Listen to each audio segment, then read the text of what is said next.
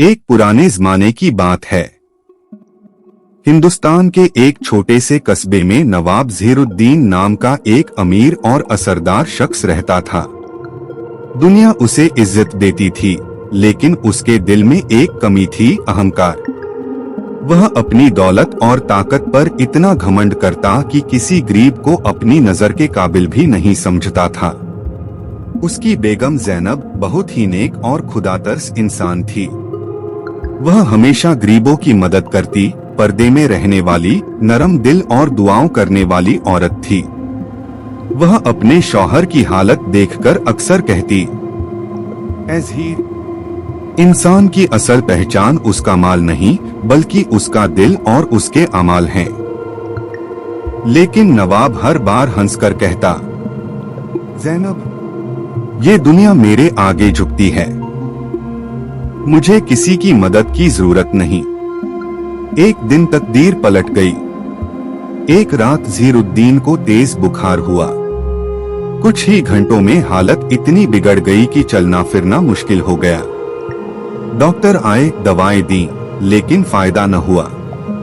नवाब की आवाज तक बंद होने लगी। अहंकार टूट चुका था। वह बेबस होकर झोपड़ी के कमरे में पड़ा था। अब वह अल्लाह को याद कर रहा था, जिसके आगे उसने कभी सर नहीं झुकाया था।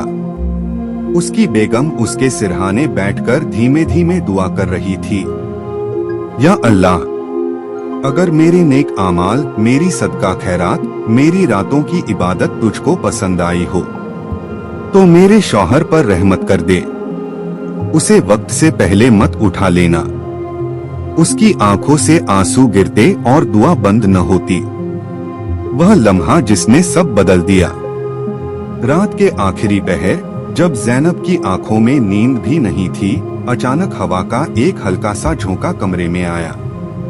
नवाब को पहली बार कुछ आराम महसूस हुआ। उसका बुखार धीरे धीरे कम होने लगा। सुबह तक डॉक्टर हैरान थे। ये तो चमत्कार है। इसकी हालत तो बिल्कुल उम्मीद से बाहर थी। लेकिन ज़ैनब समझ चुकी थी, ये चमत्कार नहीं, ये उसकी दुआ की कबूलियत थी। नवाब की जिंदगी बदल गई। नवाब ज़हीरुद्दीन जब ठीक हुआ, तो उसने पहली बार अपनी बेगम की आंखों में सच्चाई देखी। वह फूट फूट कर रो पड़ा, ज़ैनब, मुझे माफ कर दो। मेरे अहंकार ने मुझे अंधा कर दिया था।